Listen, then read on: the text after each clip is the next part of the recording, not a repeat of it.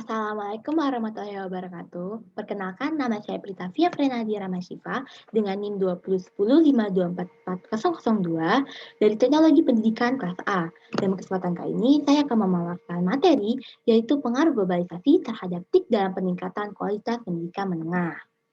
Nah, salah satu faktor perkembangan TIK itu adalah globalisasi, yaitu globalisasi itu merupakan salah satu fenomena dalam peradaban manusia yang selalu bergerak dalam masyarakat global yang mana menjadi salah satu proses perkembangan kehidupan manusia.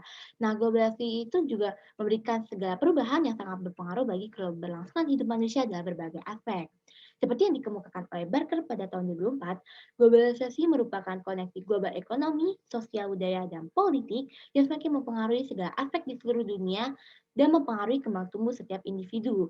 Nah, menurut pengertian tersebut, globalisasi itu dianggap sebagai sebuah proses perkembangan suatu aspek pada suatu belahan bumi lain yang akan membawa sebuah konsekuensi besar terhadap seluruh dunia. Nah, selanjutnya aspek atau faktor lain yang mempengaruhi TIK itu adalah revolusi industri 4.0. Dilatar belakangi oleh globalisasi, dikarenakan dalam era ini ditandai dengan perkembangan adanya Internet of Things atau IoT, yang mana diikuti dengan teknologi baru dalam data science, robotik, cetak 3D, lalu ada kecerdasan buatan, dan teknologi nano, membuat revolusi industri 4.0 ini dikatakan sebagai revolusi digital karena hadirnya fitur proliferasi komputer dan otomatisasi pencatatan dalam semua bidang.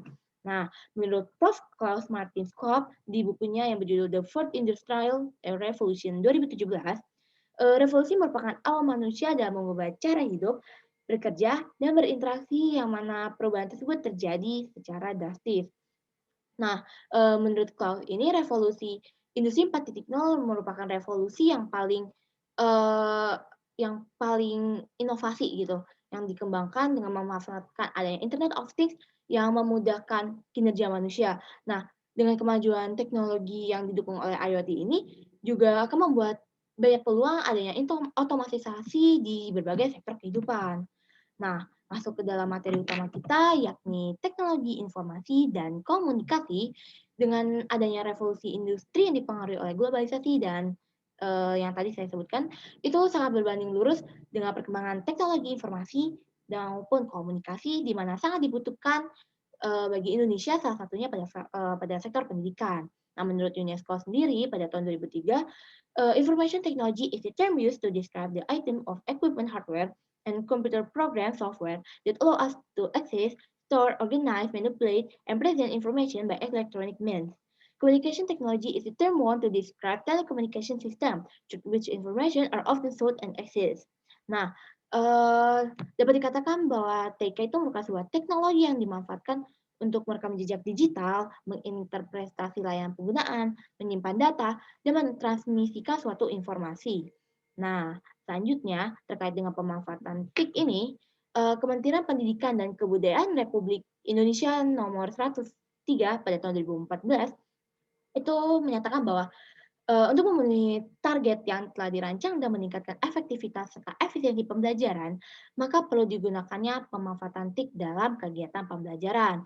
Nah, penerapan TIK dalam lingkungan pembelajaran itu tuh sudah banyak diterapkan di berbagai jenjang pendidikan, terutama pada pendidikan menengah, yang mana membutuhkan banyak sekali fasilitas sebagai penunjang sumber pengetahuan peserta didik.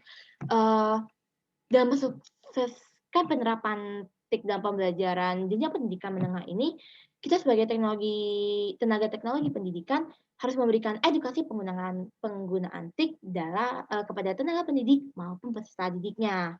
Nah, perubahan metode pembelajaran yang awalnya tradisional seperti berbasis kertas, habis itu lebih ke teacher center, itu sekarang kan sudah berbasis teknologi, yaitu kan penggunaan TK dan internet gitu. Nah, luasnya ruang lingkup pendidikan yang akibat Internet of Things ini, itu membuka peluang bagi tenaga pendidik maupun lembaga penyelenggaraan pendidikan yang memicu sebuah tantangan baru dalam dunia pendidikan.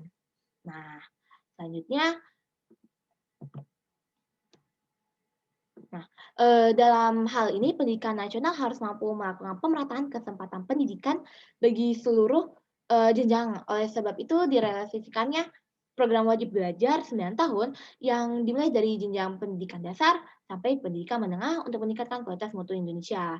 Nah, sebagaimana tercatat pada Permen nomor 22 tahun 2006, peningkatan mutu pendidikan difokuskan untuk meningkatkan kualitas melalui olah hati, olah pikir, olah rasa, olahraga, sehingga mencapai suatu tujuan pendidikan yang menghasilkan lulusan terstandar dan berdaya saing serta sesuai dengan tuntutan kebutuhan berdasarkan sumber daya Indonesia. Nah, adapun tujuan pendidikan menengah sebagaimana tercatat pada BSNP tahun 2006, yaitu memiliki tujuan pendidikan menengah itu memiliki tujuan untuk meningkatkan kecerdasan peserta didik, baik pengetahuan kognitif maupun skill, pembentukan kepribadian, penerapan akhlak mulia, memiliki sifat kemandirian, dan mengarahkan peserta didik untuk mengikuti jenjang pendidikan selanjutnya. Nah, lalu untuk menghadapi era globalisasi ini diharapkan penyelenggara pendidikan dapat menyiapkan peserta didiknya dengan merancang metode pembelajaran yang mampu membuat sasaran didik itu bersaing dalam kancah internasional. Nah, oleh karena itu Kementerian Pendidikan dan Kebudayaan Kementerian Pendidikan dan Kebudayaan Republik Indonesia itu mengeluarkan sebuah kurikulum baru yang dinamakan Kurikulum 2013, yang mana menjadi landasan pembelajaran peserta didik khususnya pada jenjang pendidikan menengah sebagai bekal persaingan global. Nah, oleh sebab itu, Herman D. Suryono pada tahun 2010 itu mengungkapkan bahwa peserta didik khususnya pada jenjang pendidikan menengah dituntut untuk mampu berpikir secara kritis dan dan memiliki kemampuan problem solving yang baik, mampu berkolaborasi dengan sesama, memiliki kemampuan adaptif dalam berbagai situasi, memiliki inisiatif dan dapat berkomunikasi secara efektif, memiliki daya analisa yang baik, dan memiliki rasa haus akan informasi. Nah, selanjutnya, adapun salah satu solusi yang didapatkan dalam pemanfaatan teknologi informasi dan komunikasi dalam pembelajaran pendidikan menengah itu adalah blended learning yang berkaitan dengan pemanfaatan TIK yang membuat proses pembelajaran berlangsung dengan mudah dan praktis. Nah, teknologi informasi dan komunikasi ini tuh adalah perpaduan dua konsep antara teknologi informasi dan teknologi komunikasi. Nah, TIK ini tuh juga merupakan pembelajaran jenjang pendidikan menengah yang dibuka sebagai alat pemroses suatu informasi yang mana software itu digunakan dan memiliki fungsi sebagai mengolah data, menyimpan data, mentransmisikan data, fasilitas pendidikan, standar kompetensi sekolah, alat bantu manajemen sekolah, dan infrastruktur dalam pendidikan sekolah. Nah, ketiga fungsi yang di bawah ini itu lebih terkhususkan bagi sekolah, di mana sebagai sarana dan prasarana sebagai penunjang pendidikan pada jenjang menengah. Nah, lalu selanjutnya, luasnya informasi yang didapat dan didukung pemanfaatan TIK secara optimal itu memicu peserta didik untuk memiliki lebih banyak kesempatan belajar melalui media apapun yang dapat meningkatkan kualitas belajar siswa sehingga siswa tersebut itu dapat belajar secara mandiri dan kooperatif.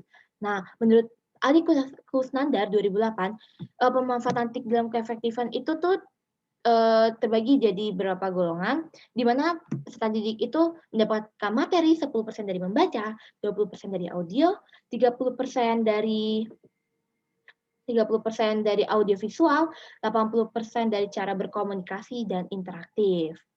Nah, oleh sebab itu, dalam presentasi kali ini, saya memaparkan sebuah kesimpulan, yaitu luasnya arah globalisasi menyebabkan perkembangan di berbagai aspek kehidupan manusia, khususnya pendidikan. Nah, tentu saja perkembangan tersebut itu tidak pernah lepas dari perkembangan teknologi digital yang mana menjadi peran besar dalam keberlangsungan pembelajaran peserta didik di era milenial. Nah, saat ini kan pendidikan Indonesia itu telah memanfaatkan adanya Internet of Things. Nah, dalam mensiasati strategi pembelajaran peserta didik sehingga lebih efektif dan efisien. Nah, dengan segala upaya pembekalan dan fasilitas yang diberikan peserta didik pada jenjang pendidikan menengah, itu diharapkan peserta didiknya dapat mengeksplorasi pengetahuannya secara luas dan bebas, sehingga mereka mampu mengembangkan potensi minat bakat serta mereka itu dapat belajar secara mandiri. Nah, seperti itu teman-teman semua. Baik, cukup sekian dari saya. Kurang lebihnya mohon dimaafkan. Wassalamualaikum warahmatullahi wabarakatuh.